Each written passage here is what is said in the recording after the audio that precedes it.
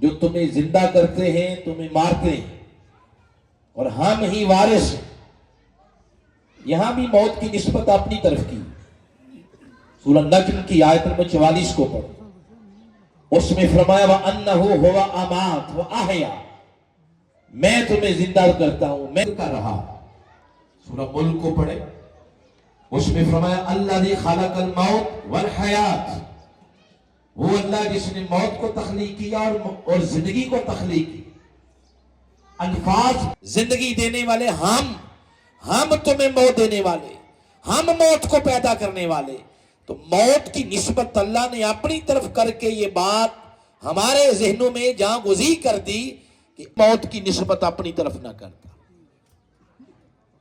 اگر یہ مکروہ چیز ہوتی، اگر یہ نفرت کرنے والی چیز ہوتی، اگر یہ کوئی کمزور چیز ہوتی، اگر یہ کوئی عیب زدہ چیز ہوتی، اگر اس میں شکم پایا جاتا، تو اللہ کبھی بھی موت کی نسبت اپنی ذات کی طرف بولیے نہ کرتا. اس نے اپنی طرف اس کی نسبت کی اور اپنی طرف نسبت کر کے فرمایا کہ کان کھول کے سن لو، ہم موت کو پیدا کرنے والے، ہم موت کے خالق ہیں، ہم نے تمہیں زندہ کیا، ہم تمہیں ماریں گے. یہ بات کر کے تو فرمایا ہم جو بھی کرتے ہیں اچھا کرتے ہیں. موت کے حوالے سے میں نے کہا کہ ہمارے بالعموم معاشرے کے اندر جو تصور پایا جاتا ہے وہ کوئی اچھا نہیں. ہم موت سے ڈرتے ہیں، موت کو ناپسند کرتے ہیں. بلکہ میں جو جملہ بولنے لگا ہوں اور یہی میری گفتگو کا ٹائٹل، عنوان اگر دینا چاہیں تو یہی جملہ ہے. ہم زندگی کو سمجھتے ہیں کہ زندگی اللہ کا کرم ہے، زندگی اللہ کا لطف و کرم ہے. یاد رکھیں زندگی سے بڑھ کر موت لطف الہی، زندگی سے کئی گنا بڑھ کے موت لطف الہی. آگے جو بات آپ سنتے جائیں گے یہ موقف خود بخود آپ سمجھیں گے کہ ایسے سفید دن کی روشنی کی طرح نکل کے سامنے آ رہا ہے. ابھی سورہ ملک کو آپ پڑھیں. اکثر اہل سنت کی مساجد میں ایسا ہوتا ہے، سورہ ملک نماز عشاء کے بعد امام صاحب پڑھتے ہیں، مقتدی سنتے ہیں، وظائف میں لوگ اس کو پڑھتے ہیں. اس کی پہلی آیت یہاں سے شروع ہوتی ہے تبارک الذی بیدہ الملک، سب برکتیں اسی کے ہاتھ میں. علماء کرام میری فیلڈ کے لوگ بیٹھے ہیں، اس بات کو سمجھتے ہیں کہ اس کا معنی موت یہ اللہ تعالیٰ کا لطف ہے جو اس نے اپنی مخلوق پر کیا. اور اس موت کے اندر آپ دیکھ لیں کہ کتنی برکت ہوگی، کتنی برکت ہوگی. اس پر میں آپ کو ایک لطیف بات سناتا ہوں.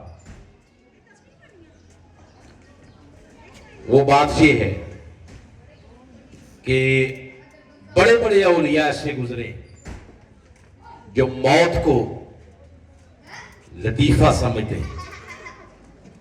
یہ وہ اردو والا لطیفہ نہیں ہے آپ کا پنجابی والا، یہ تصوف والا لطیفہ ہے.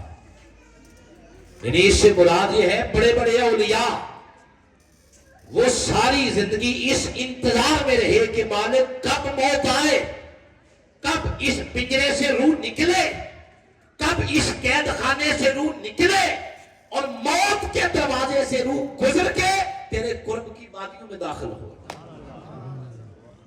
اس لیے وہ اس کو لطف الہی سمجھتے ہیں. نبی مکرم صلی اللہ علیہ وسلم کی حدیث مبارکہ بلکہ احادیث مبارکہ اس مناسبت سے سنیں اور اپنی بے چین روح کو چین کا سامان میسر کریں.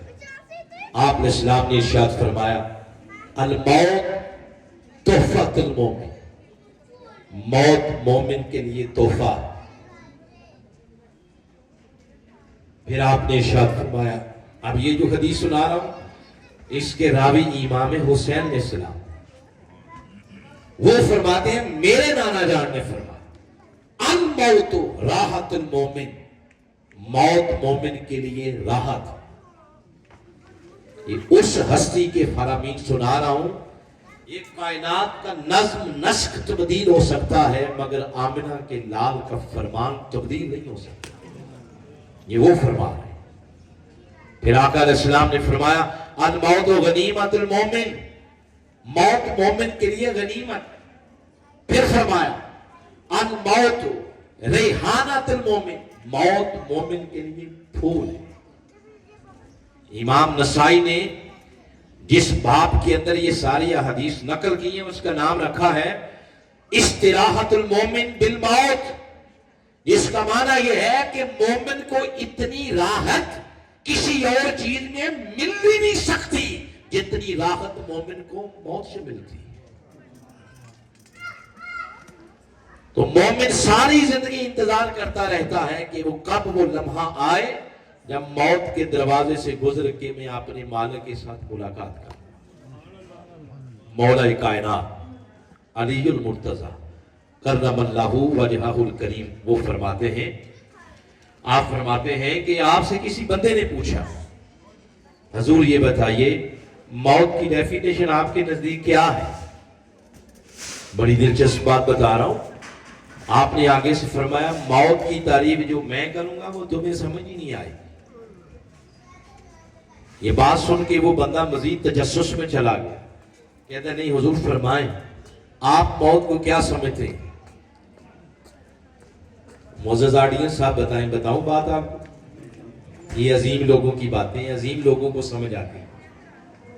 مولا کائنات نے فرمایا میرے نزدیک موت خود ایک زندگی. عظیم لوگوں کی بات. پھر آگے فرمایا میں موت سے اسی طرح مانوس ہوں جس طرح شیر خار بچہ اپنی ماں کی چھاتیوں سے مانوس ہو. یہ مولا علی کا فرمان. اور اس آگے جو بات بتا رہا ہوں یہ بات اگر سمجھ آ گئی، دعا کے بعد جب آپ اس مجلس سے اٹھیں گے ہر بندہ یہ خواہش کرتا ہوا نظر آئے گا آپ کو کہ مولا کب وقت آئے کہ موت کے دروازے سے گزر کے ہم تیرے قرب کی وادیوں میں داخل ہوں. یہ بات سورہ جمعہ کی آیت نمبر 6 اور 7. اللہ پاک نے اپنے محبوب کو فرمایا میرے محبوب یہ جو یہودی ہیں قل یا ایھا الذین ھادوا ان زعمتم، یہ جو یہودی ہیں ان کا گمان ان کا وہم ان کا گمان اور وہم یہ ہے کہ یہ تصور کرتے ہیں کہ زمین پر اللہ کے دوست صرف ہم ہی ہیں. یعنی یہودی وہ سمجھتے ہیں ہمارے علاوہ اللہ کا کوئی دوست نہیں، ہم اللہ کے اولیاء ہیں. اور اولیاء کا معنی کیا ہے؟ دوست. میرے محبوب آپ ان کا یہ وہم دور کریں، آپ ان کو فرمائیں اگر تم اللہ کے دوست ہو فَتَمَنَّوُا الْمَوْتَ إِن كُنتُمْ صَادِقِينَ، اگر تم اللہ کے دوست ہو تو ذرا موت کی تمنا تو کر کے دکھاؤ، موت کی خواہش تو کر کے دکھاؤ، موت کی آرزو تو کر کے دکھاؤ. یعنی یہ بول کے دکھاؤ کہ تم اللہ کے دوست ہو تو باری طرح ہمیں کب موت آئے تو ذرا موت کی تمنا تو کر کے دکھاؤ.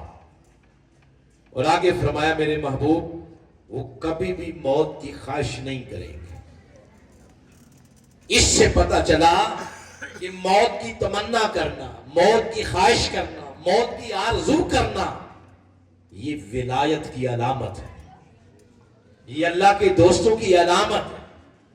جہاں آقا علیہ السلام نے یہ فرمایا نا اللہ کے دوست کی علامت یہ ہے اس کے چہرے کو دیکھو تو خدا یاد آتا ہے، اس کے کلام کو سنو علم میں اضافہ ہوتا ہے، اس کے عمل کو دیکھو تو بندے کا اپنا عمل سنورتا ہے. تو ولایت کی علامات میں سے قرآن نے ایک علامت بیان کی ہے. اللہ کے ولی کی یہ علامت ہے، وہ ہر وقت ہر لمحہ ہر لحظہ یہ تمنا کرتا ہے کہ موت کب وہ موت آئے، مولا کب وہ لمحہ آئے میں موت کے دروازے سے گزر کے بلا حجاب تیرے مکھڑے کی زیارت کو کروں. موت کی آرزو کرنا، خواہش کرنا یہ ولایت کی علامات میں سے ایک علامت ہے. بے شمار اولیاء صلحاء ان کے بارے میں نے یہ پڑھا ہے. کہ وہ جب ان کا ایسا مرحلہ آ جاتا، بیمار ہوتے، آخری لمحہ آتا، تو جو لوگ ان کی تیمارداری کے لیے جاتے اور تیمارداری کرتے کرتے اگر ان کی زبان سے نکل جاتا کہ اللہ تمہیں لمبی صحت دے اور لمبی زندگی دے، وہ ناراض ہو جاتے تھے، کہتے تھے جھوٹی تسلیاں دے رہے ہو، دعائیں مانگ مانگ کے وہ لمحہ آیا کہ آج میں اپنے رب کا وصال پانے لگا ہوں اور تم مجھے جھوٹی تسلیاں دیتے ہو دعاؤں کے ذریعے، ناراض ہو جاتے تھے۔ کیوں؟ یہ ولایت کی علامات میں سے ہے موت کی تمنا کرنا۔ کسی نے پھر کیا خوب کہا، موت ایک پل ہے، الموت جسر، موت ایک پل ہے، یہ دوست کو دوست کے ساتھ ملا دیتا ہے۔ آگے ایک بڑی ایمان افروز بات کرنے جا رہا ہوں۔